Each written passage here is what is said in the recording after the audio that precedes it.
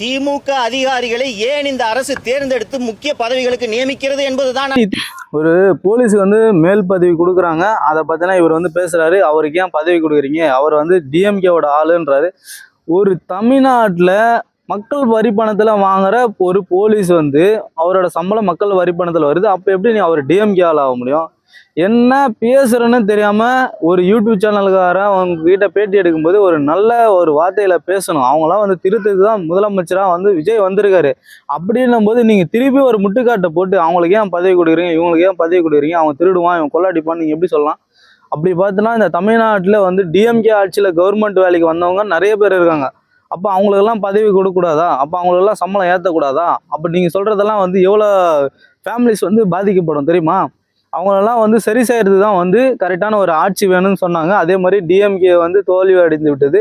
இப்போ அதுக்கு பதிலாக டிவிகே வந்திருக்காங்க. அவங்களெல்லாம் சரி செய்கிறது தான் இவர் வந்திருக்காரு. அப்படின்ன பட்சத்தில் இவங்களை இது பண்ணக்கூடாது, அதை பண்ணக்கூடாதுன்னு சொல்லாமல் ஒரு புதிய குறைகள் அதை மாதிரி ஏதாச்சும் பேசலாம் எனக்கு தெரிஞ்சு நல்லா இருக்கும்.